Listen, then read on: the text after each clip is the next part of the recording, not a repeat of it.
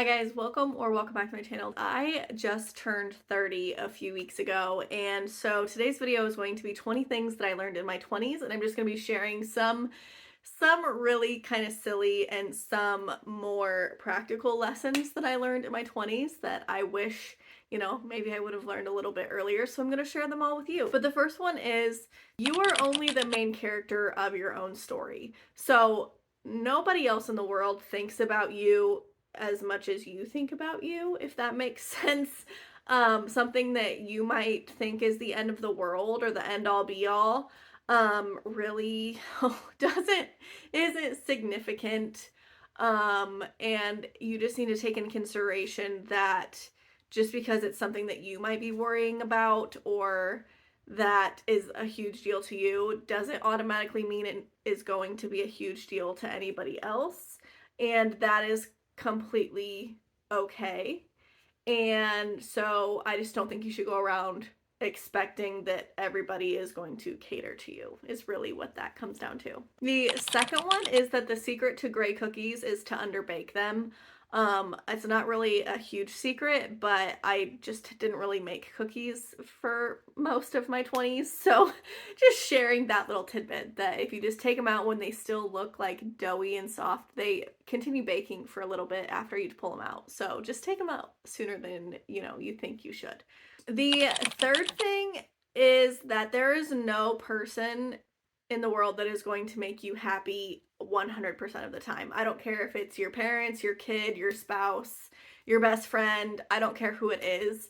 They are going to do things that you either don't agree with or that upset you or, anything. And I'm not saying that you're always going to end up mad at that person, but I'm just saying that that person is not going to 100% of the time make you happy. And so the only reason that I really think that that's important to understand is because I just feel like there's a lot of times when things get hard that a lot of people just think like, okay, like this relationship isn't a good one or it needs to end. And that's just not always the case. Like relationships take work, they are hard, and that's okay. Like that's part of what makes a relationship stronger is if you can work through hard things together. And so the other side of that is that really like you need to be responsible for your own happiness and just understand that you are not going to be fulfilled from another person. Like they can compliment you and you can love that person and want them in your life, but you should not put that person responsible for your entire happiness levels. Like it's just not a good place to be, because no person um will ever 100% of the time do that. The fourth one is to wear sunscreen every day. I don't care if it's cold outside, I don't care if it's winter and the sun's not shining. Wear sunscreen every day. And yeah, it's just you hit an age like in your late 20s where like your skin starts to do different things and it's done. And so just wear sunscreen. Number 5, to always have the ingredients to a quick casserole. Now there's 2 reasons that I think you should do this. One, because food just seems to be like the go-to when something goes wrong or something happens, like you take food to somebody, and so it's always nice to just have that option if something should happen. And the second reason is because I just feel like there's a lot of situations in life when people might just show up at your house, and if you just need to whip a dinner together or something, it's always really nice to have the ingredients, and it just feels really adult like to me to always have like a green bean casserole ingredients at my house. Like it just always makes me feel really good. Number 6, your parents aren't as dumb as you think that they are, but that said, they also aren't you. So yes, there are a lot of things that I now understand when my parents were telling me things. However, there are some things in my life that I'm glad that I did them my own way and not their way, just because we're different people and there's different things that we want out of life. So just, I know that everybody says it, that you'll grow up and understand why your parents are telling you the things that they're telling you, and that is true. But I'm just going to add on to the end that that doesn't necessarily mean that what they say is the only option for your life. I'm assuming most parents, I know not all, but most parents want what is best for you, and they will be telling you what they think is best for you. And so just know that it's coming from a place of good intent. And so you should always listen to what they have to say. Um, but just know that it can be a dialogue, um, back and forth. It's not just, take what they say as the only option. I do think you should take it into consideration because they do know a thing or two and it can save you some heartache, but just know you are your own person at the same time. Number 7 is something that I am trying to work on and find a balance, but don't get so busy capturing the moment that you miss the moment. And I just know that there are a lot of things, like anytime you see pictures of, which that, pictures in itself, but like of like a concert or a fun event, like all you see is just everybody's phones. And I'm really bad about it. My husband talks to me or makes fun of me all the time because I'm constantly pulling out my phone in random moments. But I am learning to just take in what's actually happening, because there's a lot of times that I spend time taking the pictures or videoing the moment, and then I never actually go back and look at those photos or look at those videos. So it's like I didn't fully experience it the first time because I was too busy taking the picture, but then I also never re-experience it. So it is okay, and I just highly recommend to just go phone free and just like experience the moments. I know that in today's day and age where you take pictures of everything, that is something that can be hard to do, but I just highly recommend. And I'm not saying you can't take pictures like one or two when you get there of a cool thing, but just don't have your phone out the whole entire time and worry about getting every single special moment on film, because a lot of the special moments are when you're not trying to capture them. Like it's just like the beauty in the small things type of thing. So just highly recommend that. Number 8 is something that I'm just really passionate about, I guess. And it's that emotions are always valid, but that doesn't mean that you are correct or that they are the right emotions. Um, and what I mean by that is like you can't necessarily help how you feel about something. Like the way that you feel, like the emotions that you feel about certain events, your brain's way of interpreting what is happening in the world. Now, those emotions are always like fair. Like you can feel however you want to feel about a situation, but that doesn't mean that it's the correct response or that your emotion is the only emotion that there should be. Like there are things that happen to two people. The same experience can happen to two people, and it can make one person really happy and it can make one person really sad or angry or whatever the emotions may be, and both of those responses are okay. Those people are allowed, should be allowed to feel however they feel.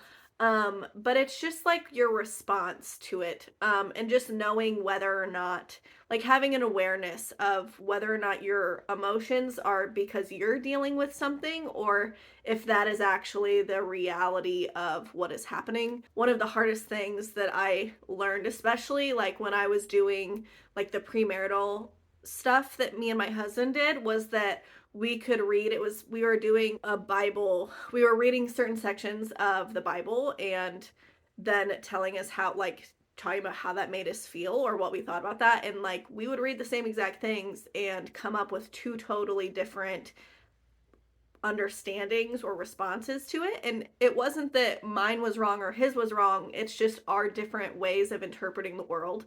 And I think that you just need to have an awareness of that, just be able to understand that even though you're like it's okay to have that. It's not necessarily like if something makes you mad, like it's okay that it makes you mad. However, it wouldn't be okay if you like lash out at somebody because you're mad. Like that's not always the proper course of action. So it's like maybe take a second, take a step back and figure out why that made you mad or sad or whatever the emotion may be. But yeah, so just something that I feel like is very important to understand when it comes to interpreting the world and people and relationships and things. Number 9, your relationship with God is the greatest relationship that you will ever have. And I say that as somebody who absolutely loves my husband so much. I love my daughter so much, my family, friends, whatever. But like, God is just the most important relationship that you can ever have. And I just have really been deep diving into that this year. Like, not that I didn't have a relationship with God before, but I've just been really working on it this year because, again, relationships take work. It doesn't matter who the relationship is with. And so I've just been really working on making that a stronger relationship. And it's just crazy how your outlook in life can change when you start working on that and just when you get closer to God. Number 10, before you settle down with a partner, you should agree on 3 things. The first is whether or not you want kids. You don't necessarily have to agree on how many you want, timing, anything like that, but yes or no to kids is just a biggie. I know people who have gotten married without having that conversation and it has become a problem, or they haven't agreed on that and it has ended the relationship because the person goes into the relationship thinking that they'll be able to change the mind of the other one or whatever. Now, I do understand that there are certain situations where they go into the relationship agreeing, and I feel like I can say that because I'm somebody who actually flipped. I used to think that I didn't want kids, and then I did, and luckily that happened mainly because of my husband. Like, it all kind of happened at the same time. But I understand that people can change their mind, but it is just good to have that discussion before you actually get married and at least start on the same page. Um, yeah. The second thing I think you should agree on is money management. And again, you don't have to necessarily agree on anything, but I feel like it should be a transparent thing. Like, you should never really, in my opinion, you should never be scared to talk to your partner about money. I think that you should generally be on the same page when it comes to money. Um, just my own personal opinion. And the third thing that I think that you should agree on is your faith, religion, what may have you. I don't think you necessarily have to be in the same place on your journey, but I do think that it can make a relationship easier if that is not something that you disagree on. Again, understanding that throughout people's lives things change, so you could start in the same place and end up in different places. But I just think that these are all really good conversations to have before you pick a life partner, because there are also things that, even though they change once you're married, like, you work through, like, you grow together. Even though you also grow as individuals, you grow together as well. So I think that even though you can end up in 2 different places, even if you started at the same place, I also think that that can be a little bit easier on the relationship because you are growing together. Hey guys, Editing Taylor here. I should have known that I was going to ramble way too much to do all 20 of these things in one video. So if you're not subscribed, go ahead and subscribe here, because the next video is going to be the other 10. There's some really good ones in there. If you are subscribed, then just come back later this week. It'll be up. And if you're watching this a little bit late, it'll actually be right here for part 2. So thank you so much for watching, and I will see you next time. Bye.